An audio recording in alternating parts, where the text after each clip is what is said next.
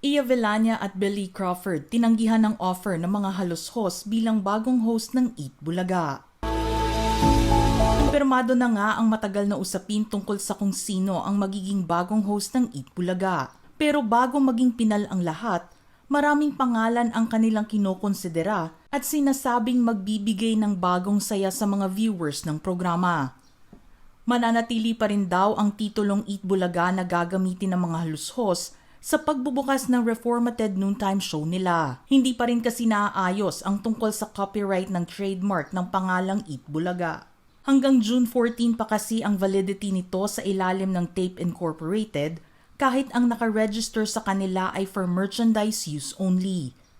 Noong February at March lang din nag-apply ng trademark ownership sina Mr. Tuviera at Joey De Leon sa IPO o Intellectual Property Office. Gayunpaman isusulong ng tape ang pagpapalabas ng makabagong Eat Bulaga dahil sa kontrata nila sa GMA7 na nakatakdang matapos sa 1 taon pa.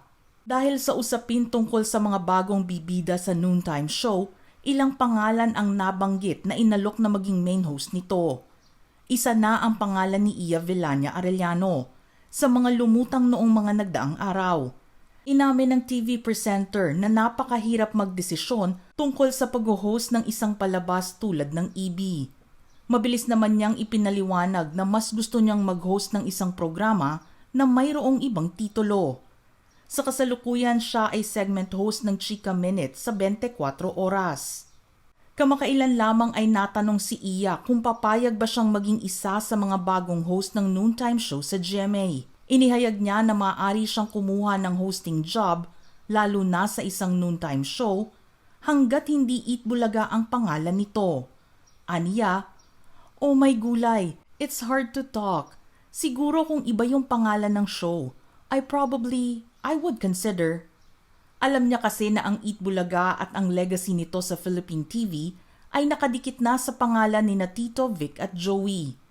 Siguro kasi I guess it's kind of sensitive, especially because of the title and the memories that it holds, the people that it holds. So ayun, if ever, I might consider if it wasn't the title. Ang isa pang pangalan na maugong na naiintrigang papalit at magiging bagong host ng Bulaga ay si Billy Crawford. Matatandaan na April 29 nang huling mapanood si Billy sa Tropang LOL na nagpaalam na rin sa ere. At dahil walang masamang tinapay sa pagitan ni Billy at ng GMA7, maaari itong lumabas bilang host ng reformatted noontime show. Pero kung inyong maaalala noon pa man ay sinasabi na ni Billy na malaki ang respeto nito kina Tito, Vic at Joey nang mapag-usapan ang tungkol sa parinigan noon na nagaganap sa pagitan ng It's Showtime kung saan siya ay host ng halos 10 taon at Eat Bulaga na kasabayan nila sa noontime slot, sinabi nitong haligi na ang TVJ sa industriya. Di ko makakwestiyon. Wala naman ako sa kalingkingan nila at ako, no matter what happens, Tito, Vic and Joey. They are pillars of this industry and, nirerespeto ko sila. Iniwasan din niya ang tanong tungkol sa kompetisyon na nangyayari sa pagitan ng dalawang noontime shows ng magkalabang networks. Pahayag niya, "We're just here to enjoy what we do.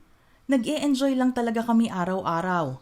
I think right now it's not the right time or the venue para magsalita kung ano ang nangyayari between sa dalawang networks. Especially kung hindi ko kasama ang mga kapatid ko sa Showtime. Goal lang namin talaga is magpasaya ng tao, not anything else. Like I've said, mahirap talagang sumagot between the two programs." At pagdating naman sa usapin tungkol sa ratings nila noong nasa It's Showtime pa ito at sa bumubulusok na ratings ng Eat Bulaga noong panahong iyon, sinabi nitong malaki ang pasasalamat niya sa lahat ng nanonood sa kanila dahil sila ang rason kung bakit sila may trabaho. Like I said, I don't want to elaborate on yung answer ko. I really don't have the right to speak on behalf of Showtime at hindi ko masasagot bilang sa kabila rin. I think we just want to be here to work and we just want the best for everyone, sa lahat ng mga manonood. Wala kaming trabaho kung wala sila.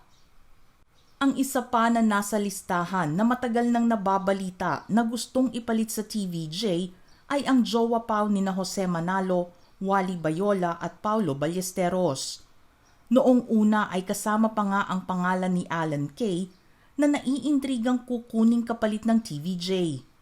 Pero ang lumabas ngayon ay ang trio ng Jowa Pao. Balita kasi na noong mismong araw na nag-resign at kumalas ang lahat ng natitirang host ng Eat Bulaga sa tape at sumama sa TVJ, nakakuha di umano ng offer ang tatlo para magtrabaho sa bagong Eat Bulaga. Pero kung kilala nyo talaga sina Jose, Wally at Paulo, malalaman ninyo na ang loyalty nila ay nasa TVJ. Matagal at maaari na ring taguri ang institusyon ng noontime show ang tatlo dahil 90s at 2000s nang makasama sila sa longest-running noontime show. Magmula noong production assistant pa lang si Jose hanggang sa ma-promote bilang floor director, andun na ang pagmamahal nito sa trabaho, maging sa mga katrabaho.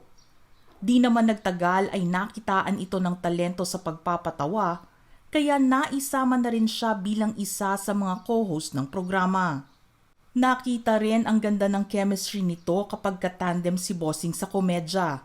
Kaya naman naging sidekick ito ni Vic maging sa mga pelikula nito noon.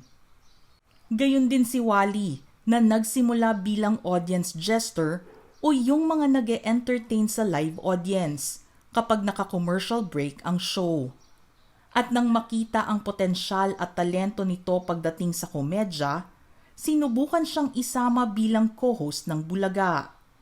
Doon na nga nagsimula na ma-discover ang comedic chemistry ni na Jose at Wally. At dahil din magaling sila na makipaghalubilo sa maraming tao, sila ang ipinapadala ng team sa pagsugod nila sa barangay. Si Paulo naman ay unang napanood sa segment na You Bet matapos na alokin ni Malu Choafagar para maging host ng isang segment ng programa. Nagkaroon din sila ng love team ni Shara Soto noon na tinawag na siya Pau. Dito rin niya inilabas ang kanyang alter ego na si Precious Paula Nicole Ballesteros sa segment nilang Bebot o Binibini ng Eat Bulaga on Television, na isang beauty pageant para sa mga local male celebrities na nakasuot ng drag.